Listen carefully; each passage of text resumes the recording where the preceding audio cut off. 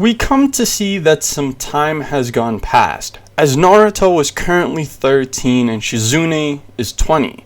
We see that they had started doing shinobi-like missions to fund Tsunade's gambling habits.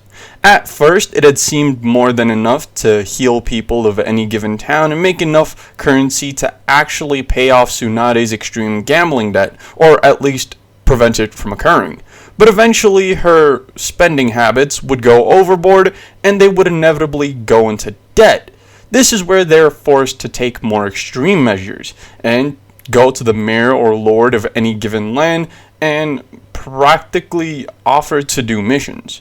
Obviously, Tsunade is well known within the Land of Fire as one of the 3 legendary Sannin, so by them exclaiming to be her students and even having proof by being with her all the time, they would be given mission after mission. But not all of these are necessarily easy. In fact, some of these have gotten them into very sticky situations. That's what we will be going over right now. One of these missions. We start off with a normal setup. Them meeting with the lord or mayor of a town and negotiating what the terms of the mission to decrease Tsunade's debt is. This specific lord is very similar to a character we know in canon as Gato. We actually discover that he does some pretty similar stuff. He's known for drug trafficking and things like that, as he is all around just not a good dude. But legally, they can't really do anything towards him, because if they do, the two of them might be considered enemies of Konoha, and might just be hunted down. And even though Tsunade, yes, being strong enough to do something about it, she's been inactive in all forms of shinobi combat and even medical ninjutsu. So it's been really hard for them to rely on her for such occasions, meaning they have to take on these sticky situations on their own. And for this specific mission, they had actually been asked to raid a opposing cartel. This one not actually belonging to a lord or political figure, meaning they wouldn't be marked for interacting with them, you could say. So they would proceed to prepare. They would prepare both their ninja equipment and even their medical equipment because they don't know which one of them could ever get hurt. But nevertheless, they stand prepared. They would head out to the opposing cartel and even remember what they're told to do. They need to get rid of some of the rations, not necessarily food, but money. They want to actually cripple the other cartel or gang financially. So they would infiltrate pretty easily and would even make it to a money storage. This is where things start going south. They had not been even noticed up until this point. But something goes wrong. The two of them stand there looking at the vast amounts of money. They could easily use this to pay off Tsunade's debt. Instead of just burning it, why don't they take it? And these few moments of just thinking instead of doing got them caught by actual shinobis who are a part of the opposing cartel. More specifically, some Chunin level or maybe even Jonin level shinobi from said cartel. Probably ranking pretty high within the bingo books, meaning that this is no easy task. So there would obviously break out a fight, and they would inevitably be forced to set it on fire, probably using something like a firebomb. So this would inevitably have them and their goal be crippled, and them facing off against some pretty big threats, being a possible Jonin and Chunin within a gang full of at least bandit level threats. Meaning if they get injured to a certain degree by these two, the normal people would find them easy pickings. Meaning they had to be extremely careful, especially in battle. This is where we come to find out that Shizune had been carrying in fights for the most part, as they had never really been faced off against that high-level shinobi that Naruto was forced to intervene. So she would kind of put Naruto in a state where he relies on her. So even though she trusts Naruto to fight off against the Chunin, Naruto would freeze up, similar to what he did against the Demon Brothers in canon. He would not necessarily know what to do, But from some talk from Shizune and even some shit talk from the opposing Chunin, Naruto would eventually break free of his frozen trance.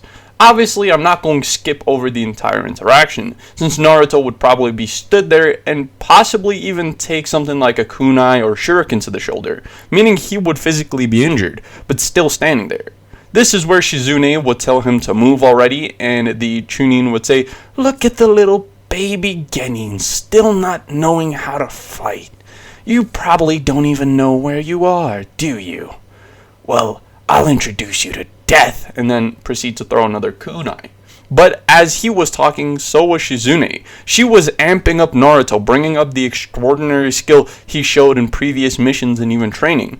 She would even bring up the fact that he used to spar with her and almost win, so why can't he take care of this fodder? He would catch the incoming kunai, twirling it around and throwing it back at the Chunin, who obviously gets hit, not expecting Naruto to have even moved. This would result in Naruto blurring out of his vision. He wouldn't even realize what's happening, as the Chunin would get kicked across the sky. The fans must also be wondering what just happened.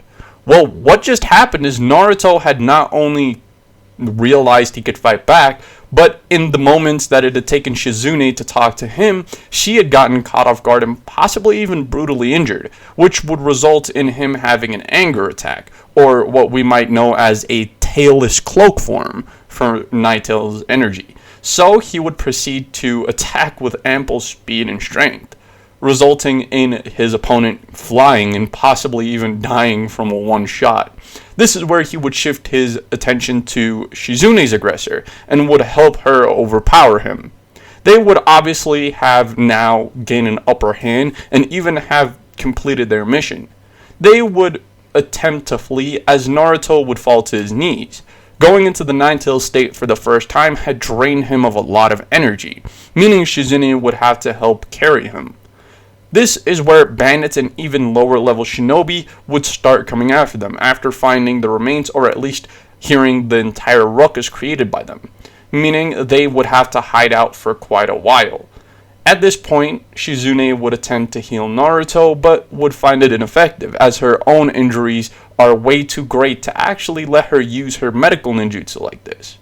On the other hand, when Naruto eventually wakes up, maybe hours, maybe a day later, he would help Shizune and they would actually get away safe. But nevertheless, this is the most amount of danger they have put themselves in thus far, meaning they have to be a lot more careful, to the point where Shizune even considers stop doing these missions. She would actually bring this fact up to Tsunade, who had not even known they had been doing this up until this point. Tsunade had actually thought that maybe the towns had been giving her special treatment on things like debt because of her Sannin status, but come to find her students putting their life at risk for her, she would call it a close. She would say if the two of them aren't in her sight near 24/7, she would make sure to do to them what she did to Jiraiya. This would obviously bring up some questions. Obviously, Naruto at this point would know who the three Sannin is, but Tsunade is light talk of Jiraiya specifically. It seems that there was some sort of history between them that she doesn't want to bring up. And instead of pushing it, he would actually attempt to figure it out himself, possibly even locate the Toad Sannin. But that wouldn't come to fruition just yet, as they would be forced to resume their training. Quick intersegment, guys. I have a Discord and I'm actually fairly active, being in VCs for multiple hours daily and even interacting with the community regularly on there. So if you perhaps want to help support the community or even help on these individual series, make sure to join my Discord where I take public opinions to head. So with that out of the way, let's get back into this video. A few weeks had passed and we could see Naruto starting to visibly get annoyed. Even though he usually keeps his composure in most situations, ever since Tsunade had given him and Shizune an earful on responsibility and self-responsibility, we could see him getting peeved at her not taking her own advice, as she is still gambling her entire life away. She had practically gambled all her funds away years ago and had practically been relying on Naruto and Shizune to make her debt disappear. And as of recently, that's not been possible since the block that she put on their activity. This is when something rather interesting would happen. Naruto would decide to stand up and go take Tsunade on head to head, knowing that she is probably at the bar. Shizune, who had been training with Naruto, would jump up asking him where he'd go. He would explain what he is thinking, and she would attempt to stop him, but nevertheless, they would enter the bar. This is where we see Tsunade sitting with another individual. This is a first, as Tsunade is usually pretty antisocial, but the two don't even think about it, since usually when this happens, it's just the case of Tsunade talking with someone to get some free booze. So when Naruto goes up to the table and slimes his hand on the table attempting to scream at Tsunade, he would get interrupted by the man sitting across from the table. He tells Naruto that he was busy talking, and Naruto would say that he frankly doesn't care. He needs to talk to Tsunade, and he needs to do it now. He would attempt to grab Tsunade, but his own wrist would be grabbed by the man. This is where Naruto gets increasingly frustrated. He finally turns his gaze to the man, revealing silver hair and a headband that reads Toad Oil. He remembers this from somewhere. This is Jiraiya, the Toad Sage. Even though he has many questions, he doesn't have the time to talk about it, so he would attempt to rip his arm free and say that Jiraiya should mind his own business, and would tell Tsunade to get out here, they need to talk. Tsunade would start laughing and say, since when has Naruto ever spoken like this? Obviously, this name putting a shiver through Jiraiya's spine. He would actually murmur out the name once again, saying, Naruto? And Naruto, being who he is, would turn to Jiraiya, obviously composure completely broken, saying, yeah, and what is it to you? With Jiraiya obviously getting kind of peeved as well, seeing as how disrespectful Naruto is being. Tsunade would once again start laughing, as Naruto hasn't acted like this probably in 8+ years. So she's kinda enjoying the sight. Semi-drunk and all happy that Jiraiya is getting told off, Tsunade would break into laughter. Jiraiya would stand up and tell Naruto that he has way more important business here than just Naruto. Naruto would say, yeah, and what is that? With Jiraiya relaying the information of what had happened in the leaf. Quick, breakaway here. The leaf had actually progressed a lot since Naruto has left, and they have gotten around to the point of where the third Hokage died in the Chunin exams. I know a lot of you are thinking, what happened to Team 7 and so on and so forth, but as plot has its way of doing things, it would have fixed itself. And Jiraiya is actually here to recruit Tsunade as the 5th Hokage. Getting back into that situation, Naruto would say that Tsunade is not interested, with Jiraiya getting pretty amped up, saying, how can you decide for her? With him saying, well, did she say yes? And Jiraiya being kind of at a standstill for words.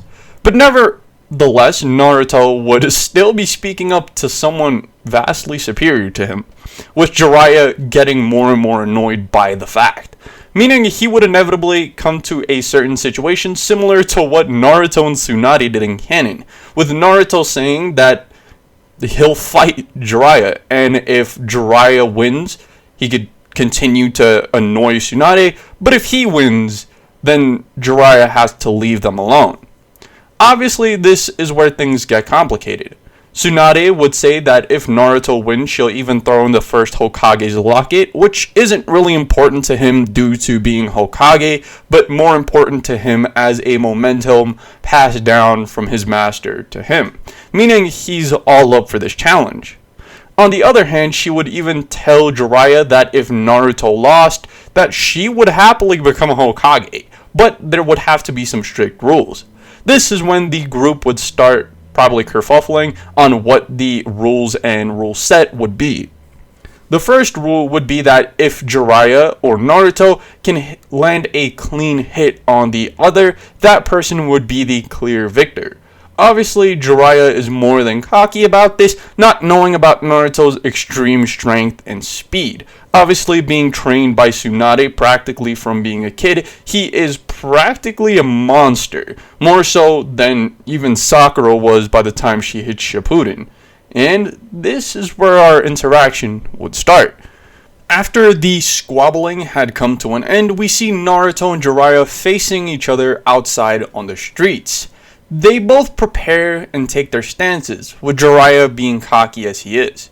Naruto had regained some of his composure and is even ready for battle, as Jiraiya would say, "You can go ahead and attempt to get the first kick, kid."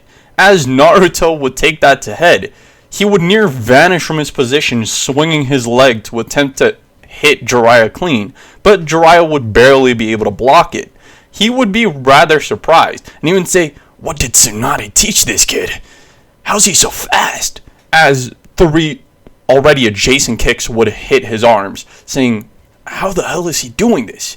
He could feel his arms nearly caving in as each kick hits, realizing he should probably break off as he would push Naruto to the side. He would be more prepared now. He would weave some hand signs as Naruto attempts once again to close the gap, as he would say, "Jizzle!" as his hair would surround his body and become these pointy spikes. Naruto would actually kick into these spikes, one even going clean through his leg. Obviously, this is problematic, but nevertheless, Naruto waits until Jiraiya opens up his hair and would attempt to kick again.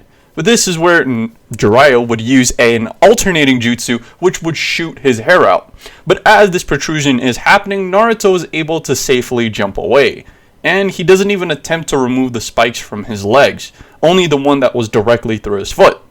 He would tell Jiraiya that he was underestimating the Sannin and should take this fight more seriously, as he would take a proper stance, one less of a kick formation and more of a fist-based karate stance, which would practically surprise Jiraiya, as he would attempt to throw a fireball at Naruto.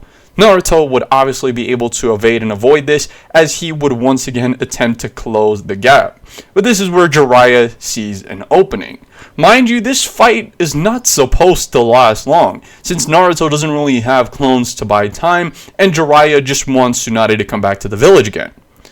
Naruto would be running in as Jiraiya would form a Rasengan. Naruto would jump out of the way to see the Rasengan only clash with the ground, which would leave a giant crater where he would have stood if he didn't realize what was happening. Meaning Naruto has to be really careful.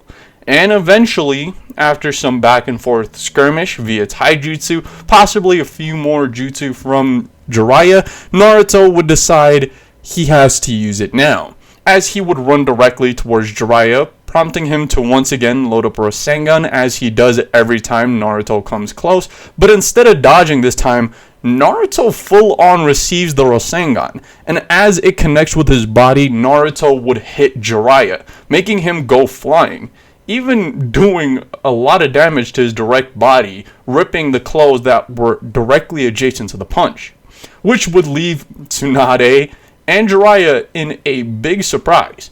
Tsunade more about Jiraiya actually being able to hit Naruto, as Naruto usually won't take a chance like that. But nevertheless, Jiraiya thinks Naruto might have died, and would jump up, as he would think he just killed his student's child.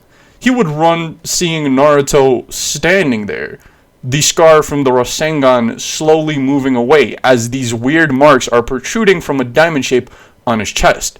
The Rasengan had ripped open his clothes and had revealed that he had in fact inherited Tsunade's 100 healings technique. But with Naruto meeting and even fighting Jiraiya, this part of What If Tsunade Raised Naruto will be coming to a close. I know I've been skipping over training mainly because I seem to find you guys not finding it interesting, and instead decided to replace it with direct storylines. So if you want to see more videos adapt this concept, make sure to smash like and hit subscribe. Maybe even hit that bell notification to be notified when the next part of this series does come out. So if y'all had enjoyed, maybe make sure to thank the people you currently see on screen, since they are the current channel members, people who give me financial backing so that I can use YouTube as some sort of, I guess you could say, creative outlet, which It obviously, in turn, lets the rest of you see these beautiful, beautiful videos. And if you want to see your name on screen, maybe consider hitting the join button or going to the membership link down below. And with that out of the way, this has been your boy Six. Peace. 1, 2, 3, let's go!